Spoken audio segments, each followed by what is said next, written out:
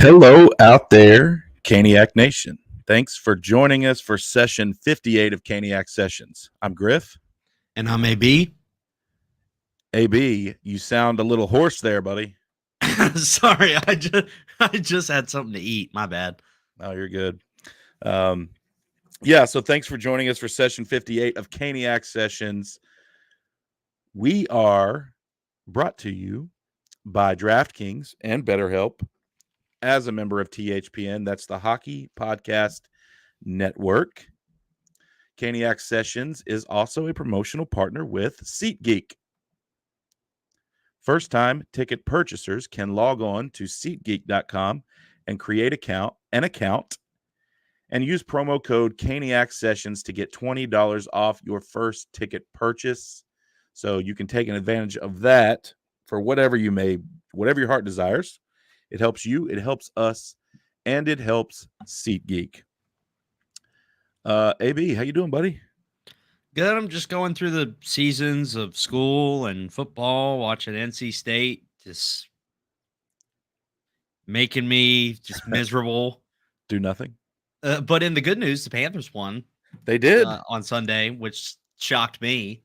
They did win, and they won convincingly. I was happy. Oh, I was happy too. I went to the game in Charlotte against the Chargers. Oh yeah.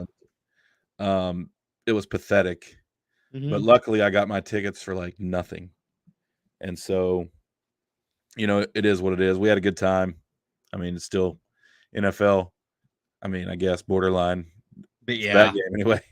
But then, Andy Dalton came in, and here we go. We're off and running. So Red Rocket. All of a sudden, I mean, we're contenders. I mean, all of a sudden. All right. So some things to talk about tonight. I feel like it's been a long time since session 57, but man, it's a crazy time of year. I know for you, for me, I feel like I've got something going on every night of the week.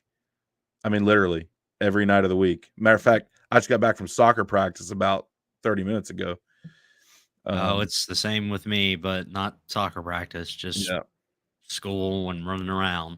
Yeah. So, but finally, here we are. We were supposed to do this Saturday night before the preseason game, which was last night. If you're listening to this as as an audio version, last night, the 24th, which was Tuesday night, Carolina traveled to Tampa to take on the Lightning in the first preseason game of the season. It was good to see some live hockey on TV. I don't know if I'd call it TV, streaming, even though it was a Tampa broadcast and it was horrible. But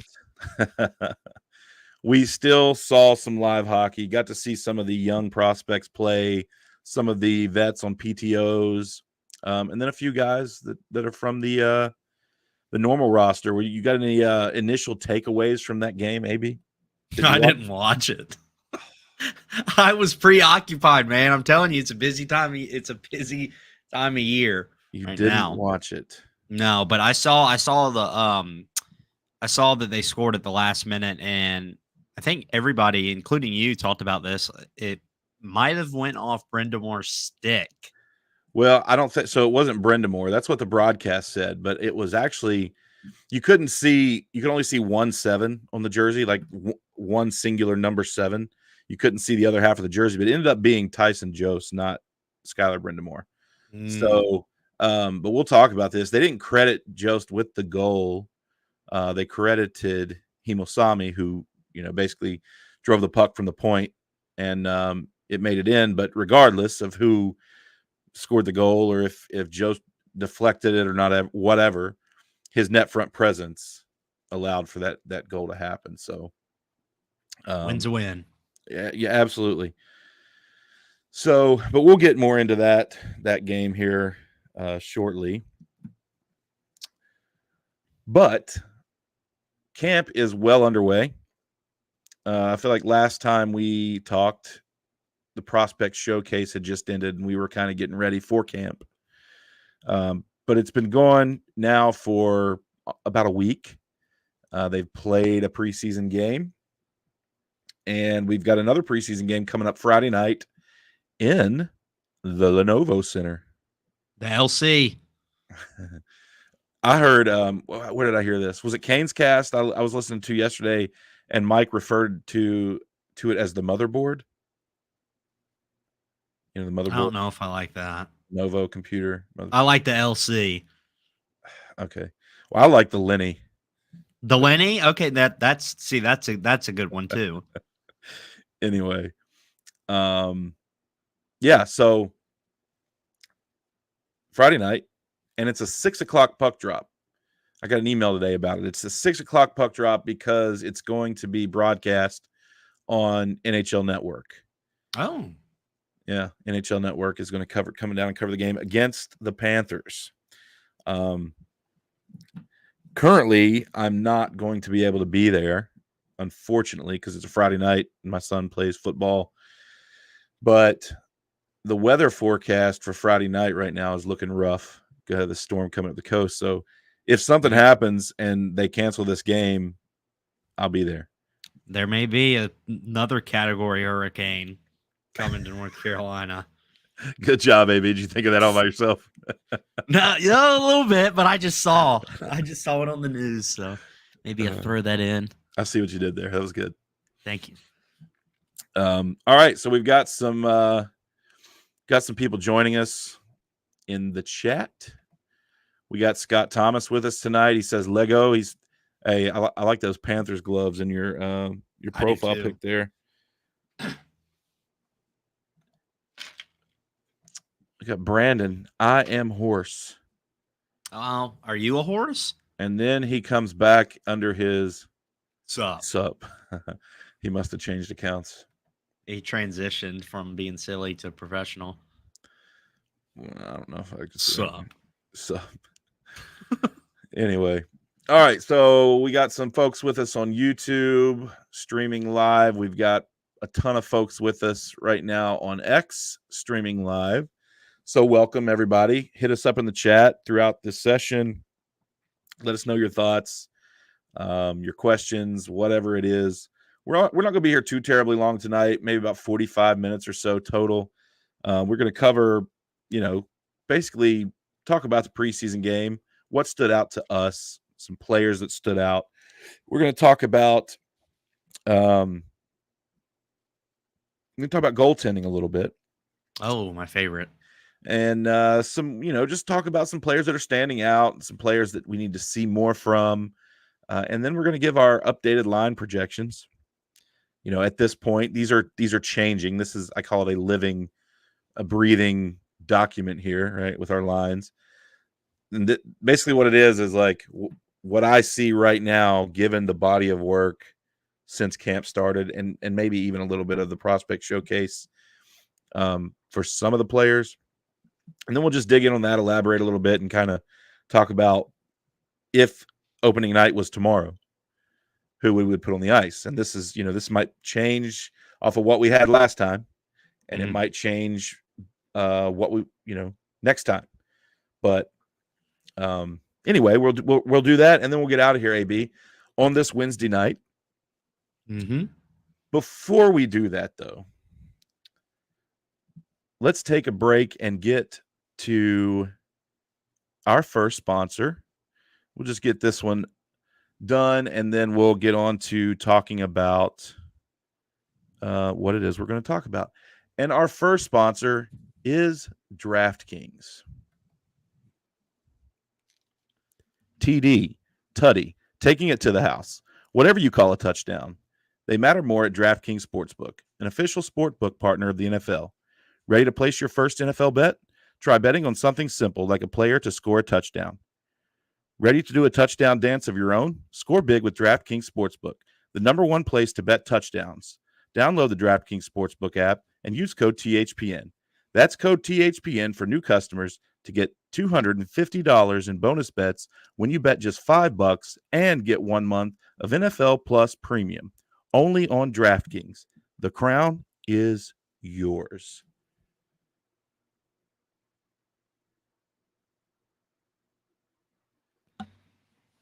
Gambling problem?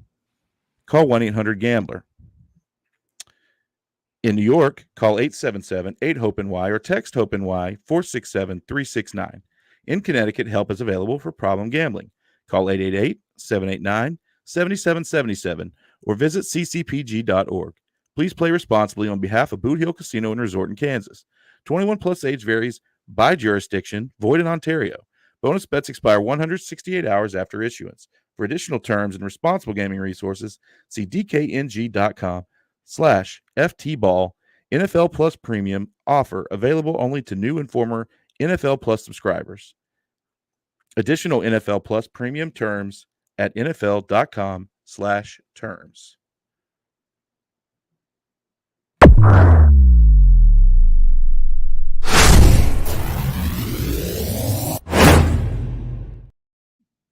All right, we're back. We're back. I'm having all sorts of technical issues tonight, AB. Yeah, so am I. You're not the only one. Maybe it's because a hurricane is about to hit and another one has probably already made its way into Raleigh. Or maybe because Spectrum is trash. Well, I don't have Spectrum. I do. Well, there you go. That's all. That's what I have, and it's garbage. So anyway, let's get going here. So again, we're a week through camp. We've got one preseason game under our belt, and I'll just start off, talking about the preseason game here. Well, let me back up. So through 1 week of camp, we've had, most of our guys out there skating and practicing. We've had a couple injuries already. We had William Carrier, who skated the first day of camp, had an injury. I believe it was his knee, and came out. Didn't really know for a couple of days, if it was serious, if we would see him, or what. But then Rod came out and said, thinks he's going to be okay, just taking it easy. And now today he skated full contact with the main group. So crisis averted there. I was worried about that one. I was too. You just got him, and then all of a sudden, I thought it was going to be the Vegas curse. Yeah, and with his history, last year he was out quite a bit last year. I don't know what it was for though. I think I don't either. I think it was lower body though. But well, you know how the NHL is with that, right? But anyway, as of right now, we're good. He's practicing with the team, and we'll see what develops there. And then the other injury was Scott Morrow. He left practice early. I think he missed a day and came back in and is a full go in practice now. So yeah, crisis averted there with both of those guys. At this point, nobody has been sent down to the minors or wherever they're going back to. Everybody that's on a PTO is still here, is still skating with the team in either the groups 1 or 2. But I assume probably after the next game or two in the preseason, we'll start seeing some guys go down, depending upon what it is and how many games they've played. Probably after the third game, we'll probably see some movement start happening with the roster. So the game last night, the team elected to hold morning skate in Raleigh at the Lenovo Center for the preseason game group. And then they flew out, I believe it was about 2:30, and then went to Tampa, went straight to the arena, got dressed, and played. So wild day for them. They were still able to pull out a 2-1 win. The Carolina would score the game-winning goal at about 45 seconds left in the game.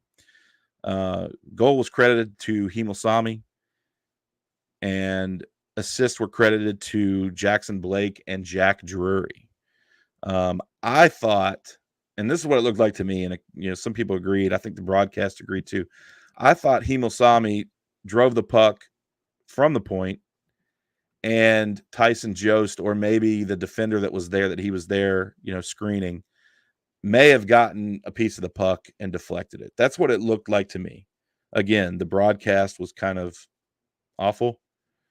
so you couldn't really tell. But they ended up crediting the goal to Himosami. So regardless, game-winning goal. The next 45 seconds would tick off the clock for the win. But either way, whether it was deflected or whether it was, not, Tyson Jost's net front presence, boxing out that defender right there, created the space and, took the eyes away from the goaltender to make that goal possible. And I thought Tyson Jost I thought he was noticeable last night. I thought he was good. He did a lot of work right there in front of the net. And I think that's important to note. The other goal scorer was Anthony Honka. Again, Tyson Jost with the assist on that goal, even though he really didn't do much to affect the goal. It was a beautiful breakaway shot. Honka got the puck right before the blue line, carried the puck in on a breakaway, buried it bar down. It was beautiful. But and that would open the scoring in the game. And yeah, they would take away the win. I know you said you didn't watch it live, but did you happen to go back and watch any of the highlights? No, I saw the breakaway. That was the bar down shot, which was beautiful. Yeah. But what you said about Yost, I always like a guy who's not afraid to get in front of the net. And especially a guy like him who has a lot to prove because, again, this guy was a top 10 pick a couple of years ago and had a situation in Colorado where, it just didn't work out. And, he's kind of been on the bottom six his whole career ever since. So he's clearly fighting for a spot and looks like he's doing a pretty good job. Yeah, so far. I mean, I can't complain about that. But yeah, and you said something after the game. You texted me, and we didn't really see a lot of Nadeau, is what I got from you. Yeah. So that was kind of concerning a little bit. Yeah, so I've got kind of a list here of players that stood out to me and players that, well, I'll say the list that I have is players that have stood out to me so far in training camp that played last night and players who stood out to me during that game last night. And then I've got a list of players who I think we need to see more from, given what we know about them. And, I'll just go through these quickly and, I'll let you, comment, elaborate, whatever you want. But last night, players that stood out to me that I thought were just very noticeable, played great, looked good, all that good stuff. And I thought Jack Drury was the best player on the ice last night. That's good to hear. Very noticeable, on all 200 feet of the ice, offensively, defensively. Had some real good shots, real good chances that were just saved. Typical Carolina Hurricanes hockey, right? Can't get the puck to go in the net. But it's good to see because if he's getting the chances, eventually they're going to go. I thought Drury was great, and I thought he was the best. I thought he was the best player on both teams. Oh, okay. So I don't know who played for Tampa last night. As far they didn't have really anybody from the main roster. They had Cirelli. Man, I'm trying to remember. Cirelli was one. But none of the big names, obviously. No. None of the big names. They had, veterans. I think Nick Paul played. He was pretty good for them. But I thought Drury was the best on the ice. And maybe that new contract gave him some confidence that he has that security now so he can keep evolving as a player. Maybe so. KK looked good. He did. He looked good. Didn't score, but he was in the 70s, in the 70 percentile in face-off wins last night. Oh, good. So it's like he couldn't lose a face-off, and the the thing that got to me was like the Lightning's broadcast kept saying that he wasn't winning any faceoffs. It was so weird. So what he was doing is when he was taking faceoffs on the right, he would turn his stick around and hold it like a right-handed player would. And he would take the faceoff like that. And it was working. He was winning them. Wait. Okay, you just gave me a little mind freak moment. Okay, so he has it right here in his forehand, right? Left hand. So he turns it around so the blade is curved. Yes. That's cupping the puck. Really? He would so he's holding it one way, he would turn it around and hold it the other way, like reverse his, Yeah, reverse his hand, but the blade would not be facing at the puck; it'd be facing away from the puck. Pretty much.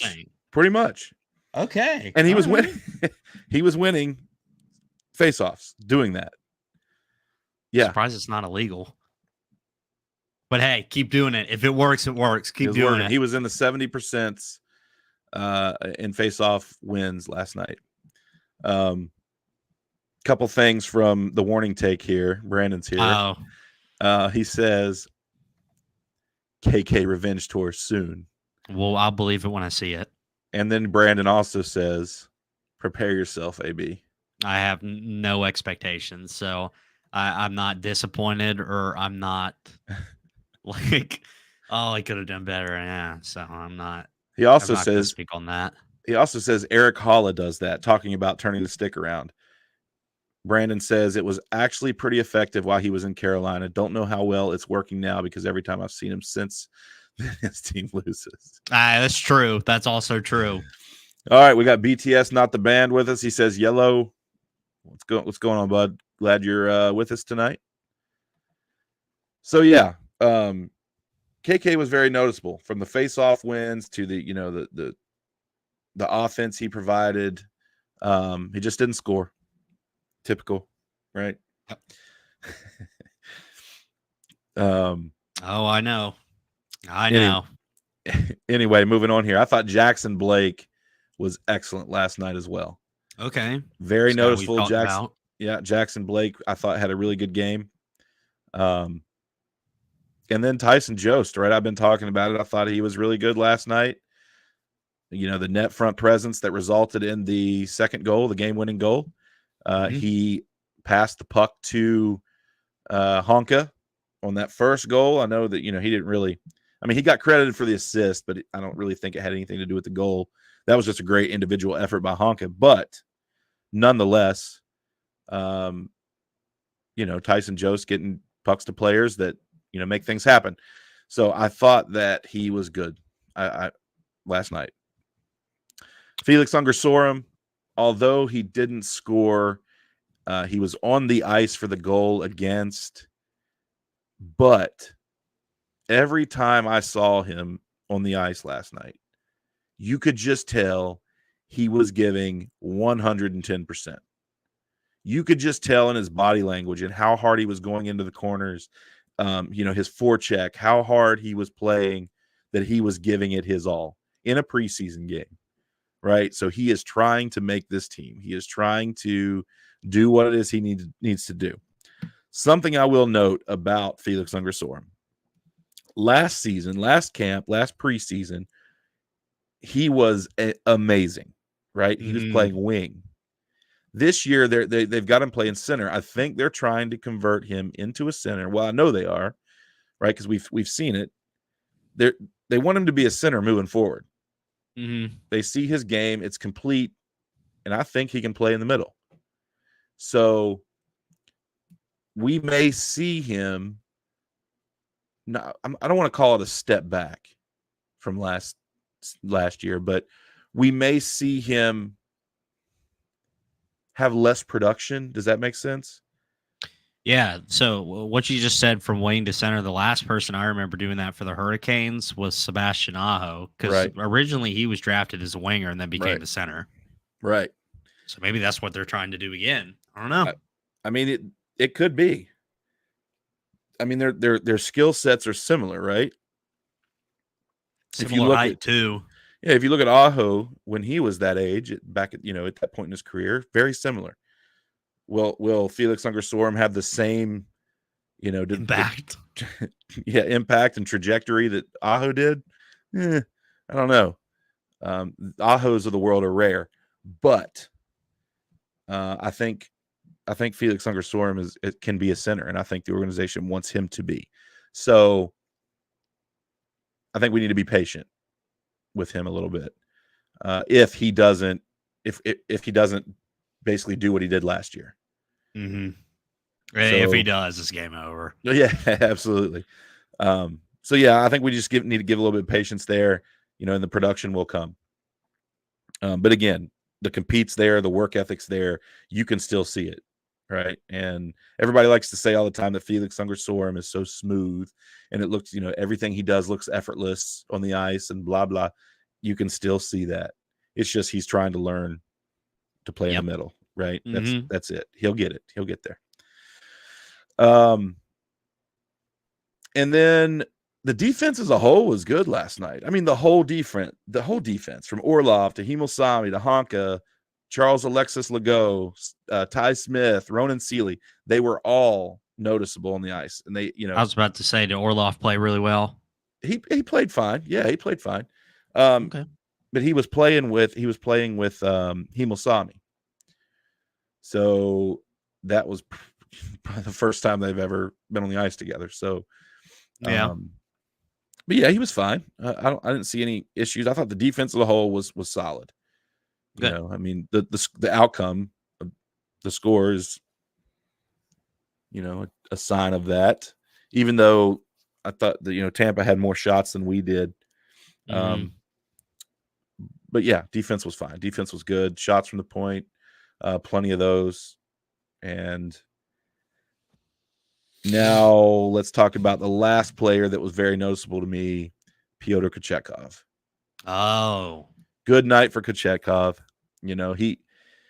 Rod talked about in his, I think it was one of his press conferences or interviews, that he really originally wasn't basically going to play Kochetkov in this game tonight or last night.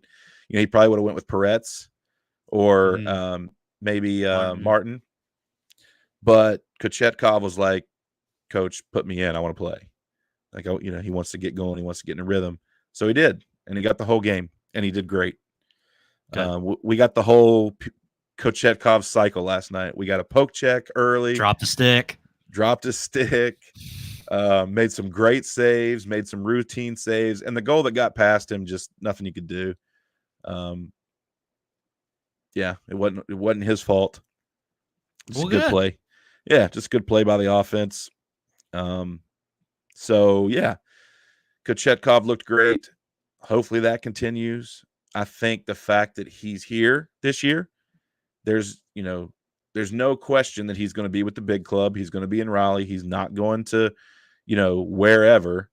Because remember this time last year, we didn't know where anybody was going. Healthy scratch, backup, starter. I mean, we didn't have an AHL affiliate last year. So Kochetkov, he didn't know where he was going. He wound up in Syracuse. Oh, yeah, with Tampa. Yeah, that's remember that? So yeah, I remember. So, I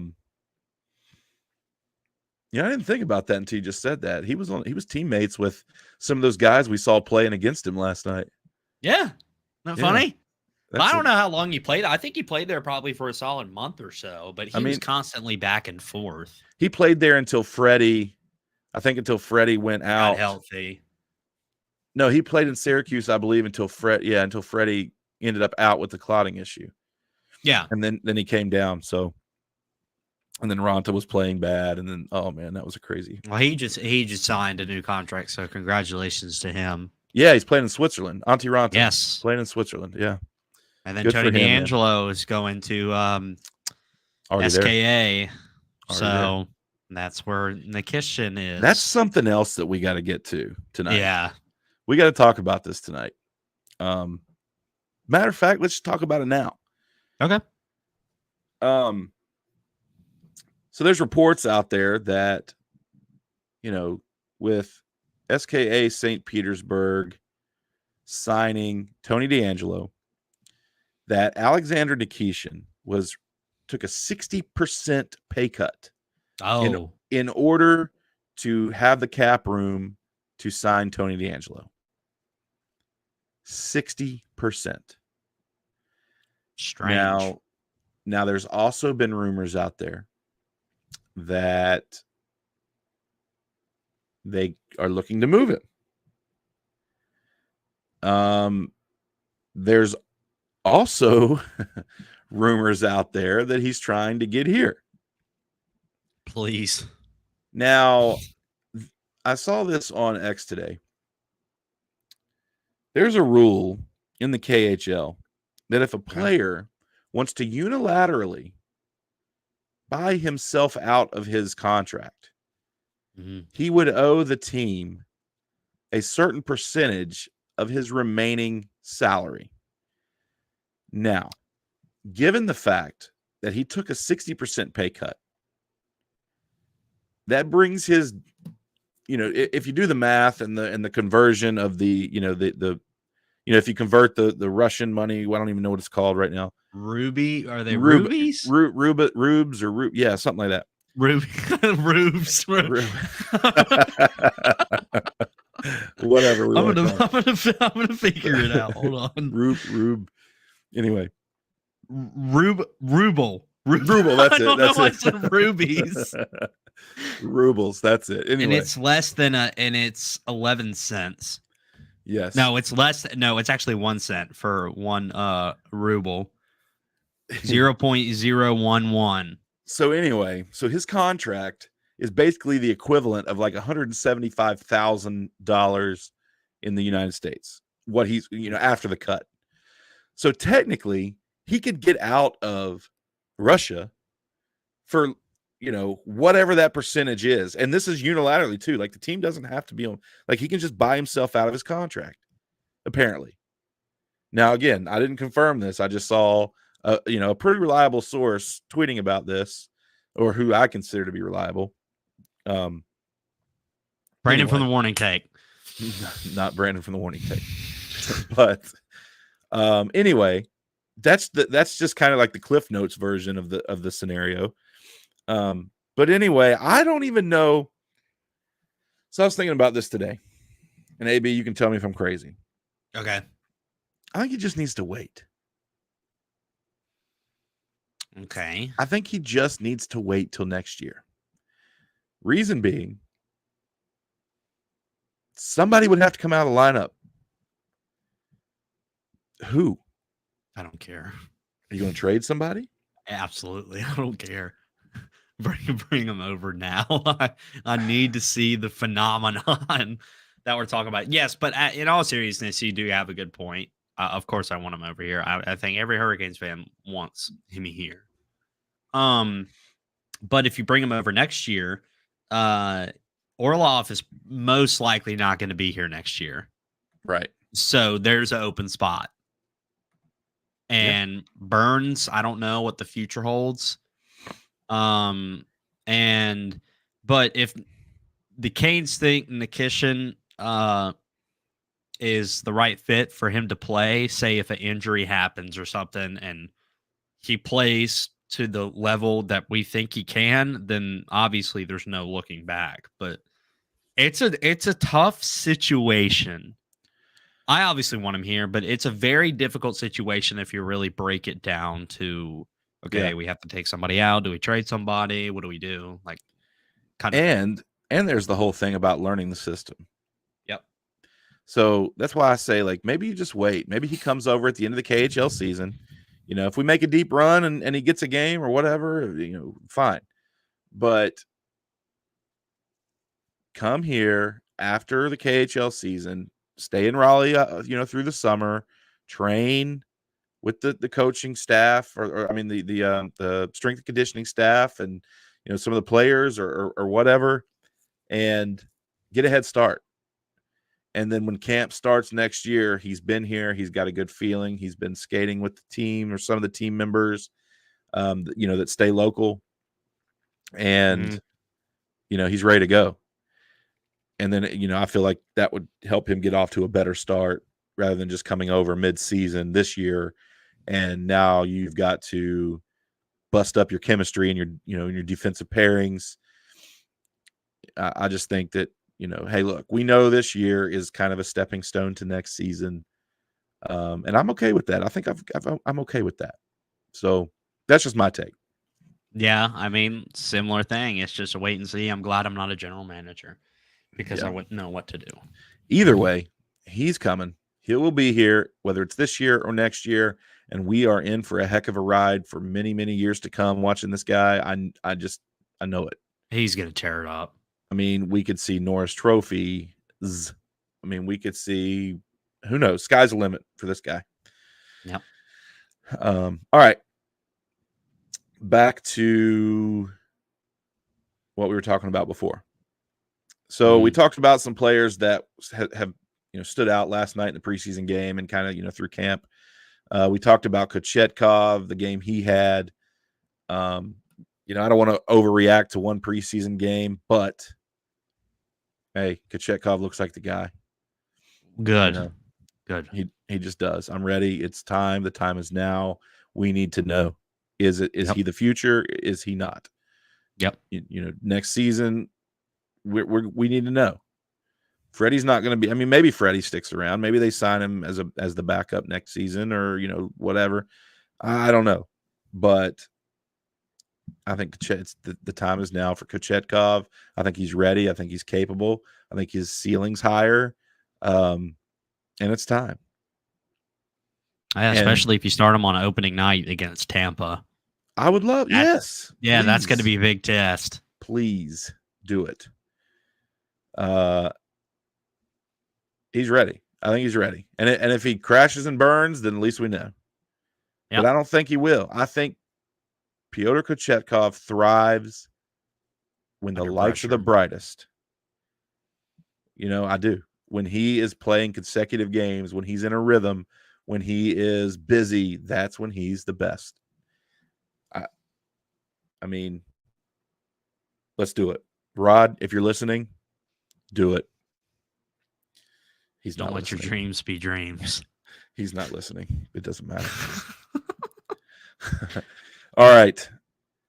So moving on now, I do want to talk about one player that I want to see some more from.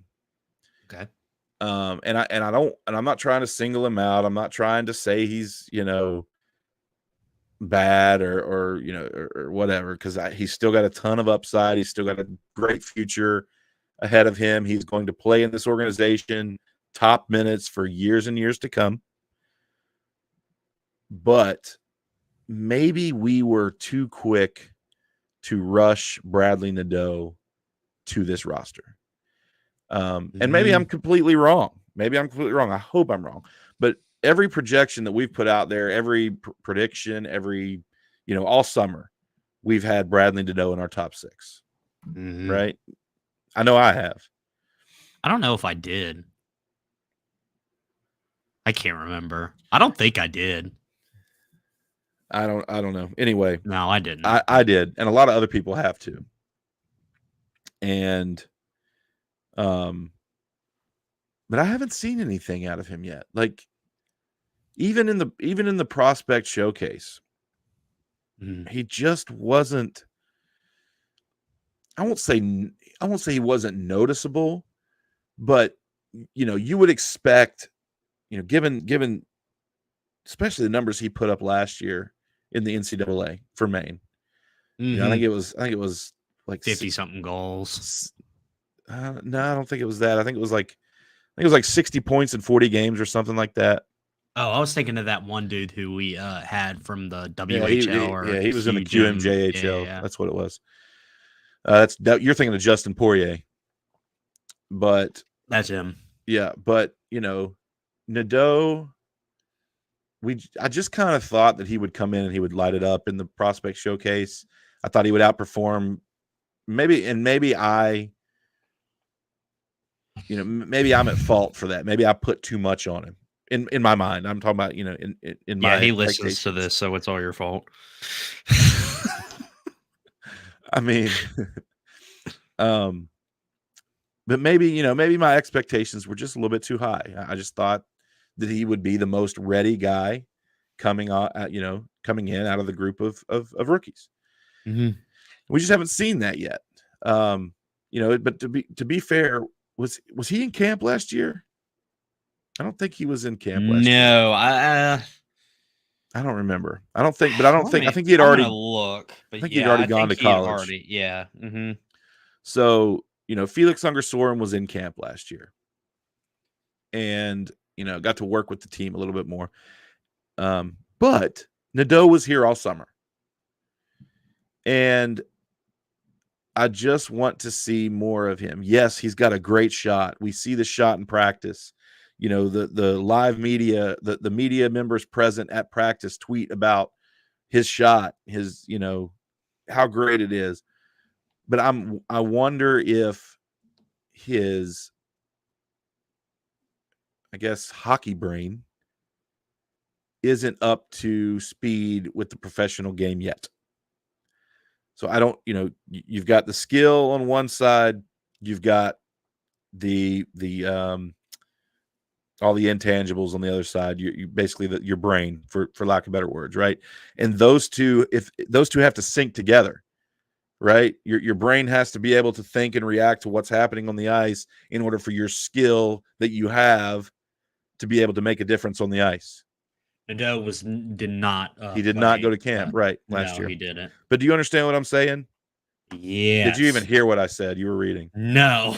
I was looking at the training camp roster. Well, then I'm going to say it again. You sound like my girlfriend when she said, "Were you listening?" Yes. What I say? No. That's fair. Anyway, so I'm going to say it again then, just for you. Sorry, everybody out there listening, you're going to have to hear me repeat myself because my co-host is not co-hosting over here. Looking up something. So what I said is Bradley Nadeau has all this skill, right? This rocket of a shot. And then, but for me, a hockey player, you've got the skill over here, and then you've got the hockey brain over here. And those two have to be able to sync together. You have to be able to think the game in order for that skill to make a difference on the ice, right?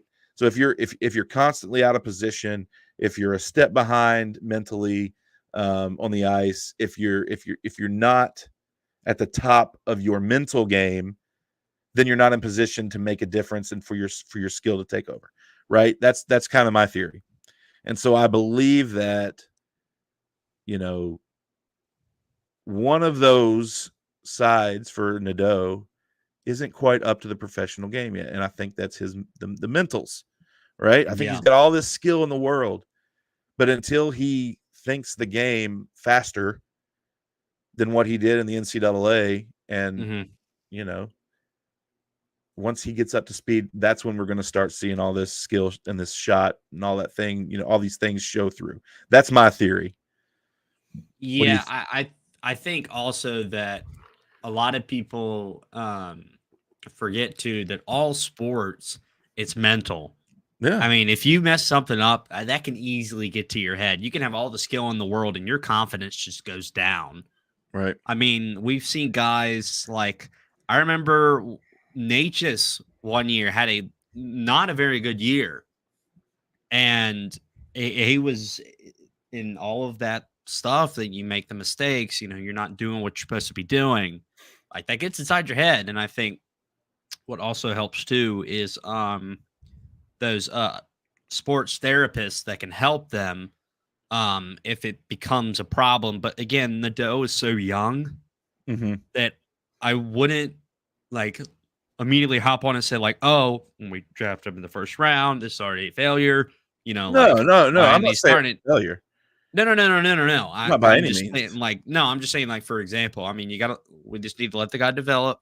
It's all up here, and it's a big step from being in college to now you're in the big leagues now. Absolutely. So I'm not saying he'll get it. No. I get what you're saying. I'm not saying you said that. I'm just saying right. There's some people that Kochetkov, for example, first, third overall pick, and then all of a sudden he's not performing. That gets in your head. Yeah, I mean, true. So that's what I was trying to say. I'm not saying it's failure. No, right. But I'm just saying that I think maybe we were too quick to crown him our savior, right? Oh, we got a goal scorer. I think maybe it would do him some good for his development to kind of start in Chicago.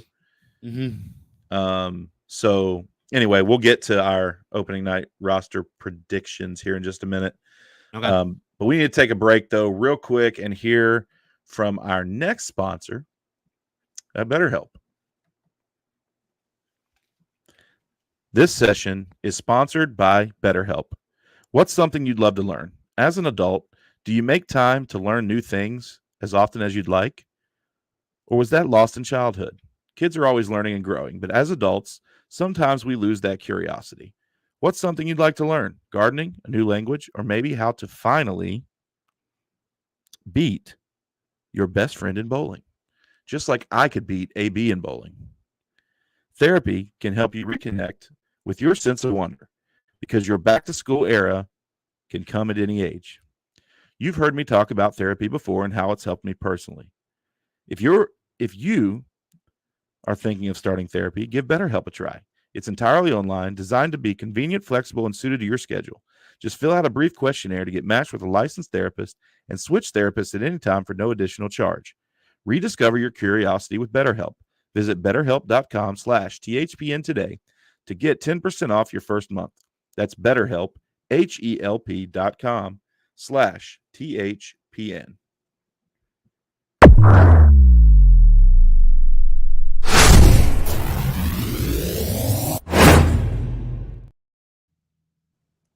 All right, AB. We're back. We are back. That's right. Yeah. Couple comments here before we get going. We've got the Troll Trades. He says, hey, the Troll Trades. Hi. Thanks for joining us for real, though. Glad you're here. Brandon Rubles. Yes, Brandon. I'm going to start calling him Rubies. We figured that out, Brandon, but thanks. Yeah, thanks for your input. Appreciate it. Brandon's always got to be the smartest one in the room. Probably because he is. Scott says, bring him over now. He's talking about Nikishin. Yeah. I don't know. Well, you heard us talk about that, Scott. But look, I won't be mad if he's over here this season. Not at all. The team will figure it out. Brandon says NHL Network ranked Forsling as 21st best player in the league. Yeah, I saw that. Whatever. I quit paying attention to the NHL Network rankings like years ago. We used to have him in our system. He's not the 21st best player in the league. Sorry. Yeah, that's true. Hey, the Penguins Collective is with us. They say, hey, these guys are awesome. If you haven't, please go check them out. They're some of the coolest dudes, and they're really funny. The Penguins Collective, guys. Thanks for stopping in. We'll have to get you guys on when Pittsburgh comes to town, or vice versa. Scott again says Bryce Young is a perfect example of that. Yeah, like what we were talking about in Nadeau, right? Yes, that's, you know what, Scott, you hit the nail on the head right there for sure. Yep. But unfortunately in the NFL, there's not a minor league system to send a struggling young quarterback who is supposed to be the savior, right? Fortunately in the NHL there is. So yeah, totally. Oops, I hit my right mouse button, not my left. There we go. Morning take. Yes. It says just follow Penguins Collective. Awesome. They're some of my favorites. All right, moving on here. Let's get to these lines, and then we'll get out of here, AB. Let's do it. So how do you want to do this? Do you want me to start? Do you have? Yeah, I guess you start, and then I don't have mine written down. But I'll start in the top 6 or bottom 6? Let's go top 6. We'll start from the top. Why not? All right. Yeah. So mine kind of looks like, if you saw Walt Ruff's tweet today at practice, you're going to think that I stole this, and maybe I kind of did, but I saw it and I was like, man, this makes perfect sense. I'm gonna look at it. And that's why I went with this, but it's a little different. But I've got my top line as Jack Roslovic, Sebastian Aho, and Seth Jarvis. Mm. And that's who was skating together this morning in practice. If you listen to Adam Gold, you hear him say it all the time. Jack Roslovic's a heck of a skater. He's fast, and I think he's quick enough to play with Aho and Jarvis. And we'll see, how he plays in this system. Maybe if he can find a groove and score. But I like that. I think, and I'll say this: if we assume that Bradley Nadeau is not going to make the roster, which I'm kind of there now, like I don't think he's going to be here. I think he's going to Chicago to play this season, and that's perfectly fine. Get him playing against other pros, 25 minutes a night on a top line with guys that he's going to play with in Raleigh in the future, and let him develop. Let them all develop. And then my second line, Svech, Kotkaniemi, and Natchez. We've seen them have success in the past. And I like it. I do. What do you got for your top six? Well, you did get, it's pretty much, your lines are pretty much from practice. They are. I told you. I don't know. I guess because it just feels weird having two righties, one at left and then one at right. Like I don't know. I don't know what it is, but I mean, if I had to, ideally, if we weren't doing the Doe situation, or maybe Ungersworn makes the roster, I don't know. Ideally, I'd want to have Svech, Aho, and Jarvis on a line together. But now, with everything happening, I honestly think that's Jarvis and Aho and Roslovic are probably the best bet right now with the situation that's going on. And then that second line, we've seen it before. It's worked. Yeah. And so I wouldn't change that. So Svech, KK, Natchez, man, if they can get going again, they could score a ton. I mean, we could see Natchez and Svech both put up 40 goals. A ton. And then KK just has to not screw up.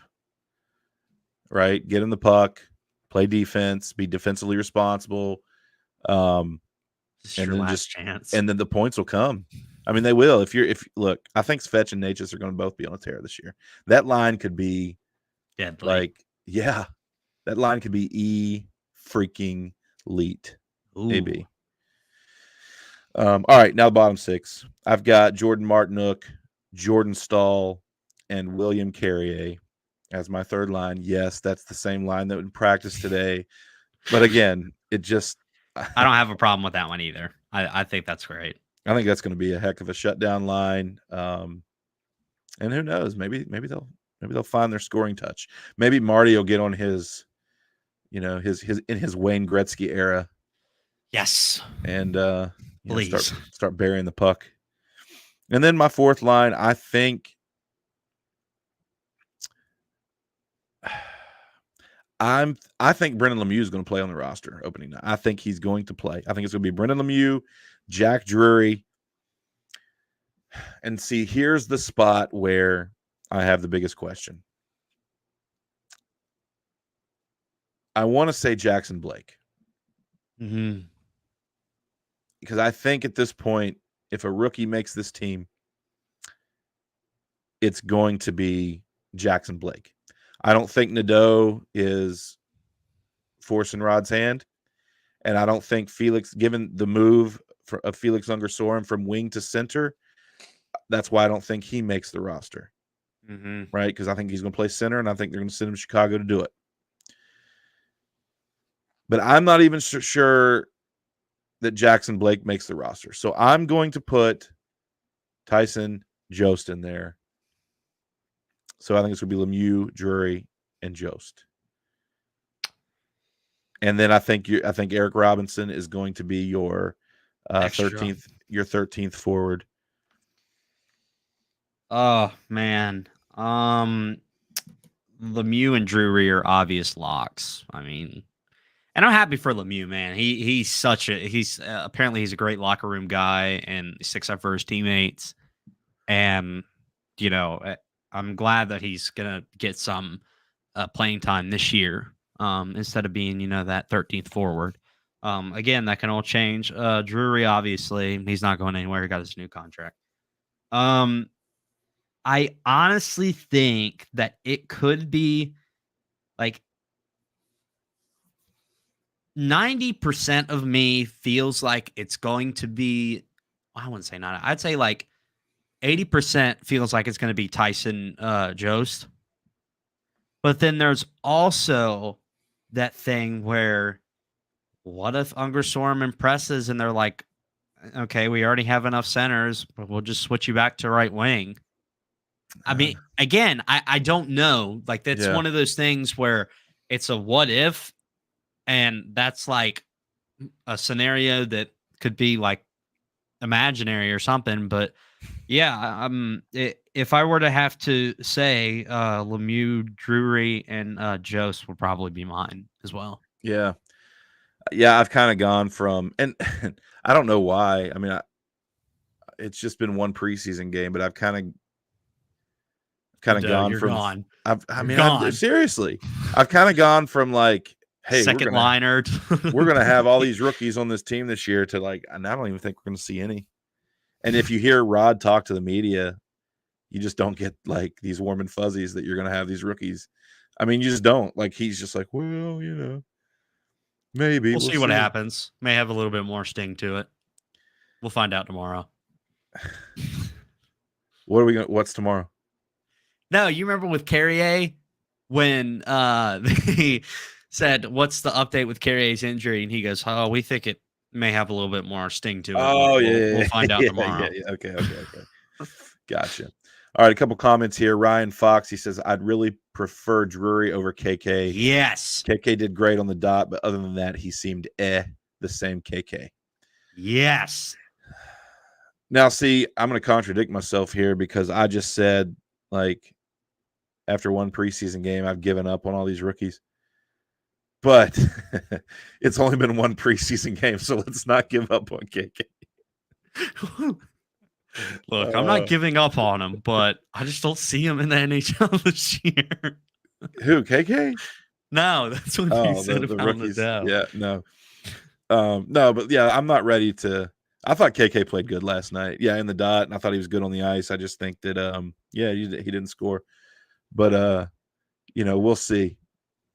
Yeah, then he said fair. Almost unnoticeable, Ryan Fox says, and then he says after that, fair. Yeah. I don't know. I like to be fair to everybody, even to the rookies. That last night was the first live game action since we were eliminated. Since we blew the third quarter to the Rangers in the second round last year. So yeah, obviously defenseman. Third quarter. I said quarter. Hold on, I said quarter. Period. I've been watching football. Obviously, we'll know the defenseman. It's just going to be Slavin Burns, Orlov Chatfield, and then Gossip Spare and Walker. And then goalies, Kochetkov and Anderson. Yep, that's it. That is it. We will see. All my lines will probably change after Friday. I'll probably have a different, maybe Saturday. Oh, I spoke too soon. Maybe Nadeau will score a goal, and then I'll be ready to put him back on the second line. Yeah, we'll see. Anyway. All right.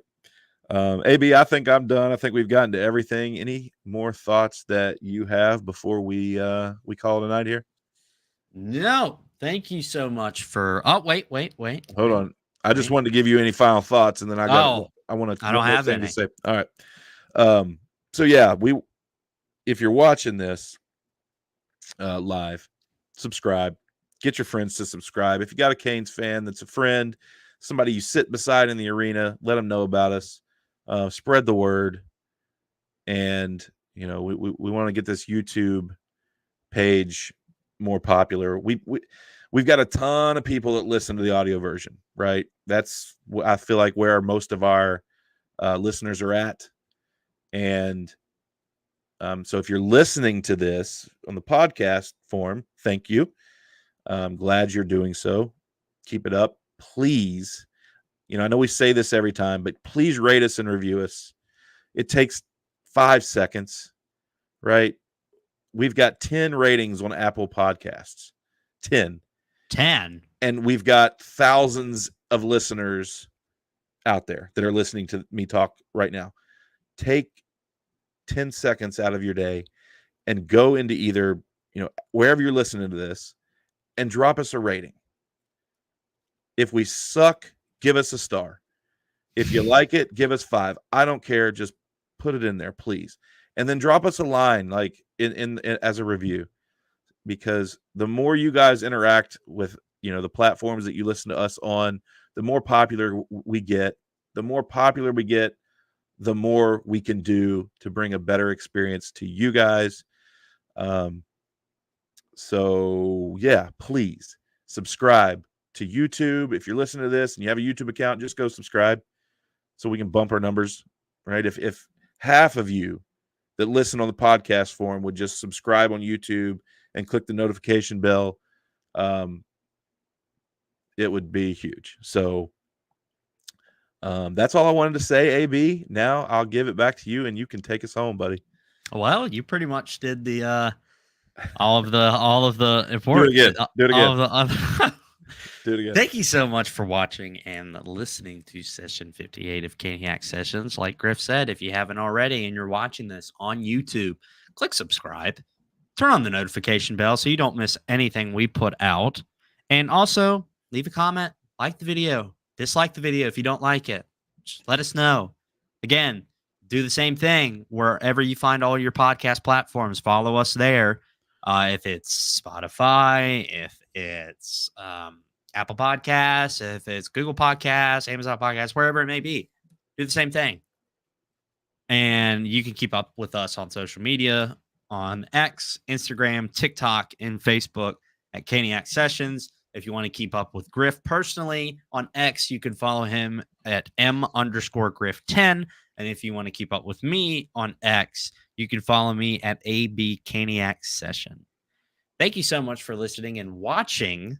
And we will see you in session 59. Bye.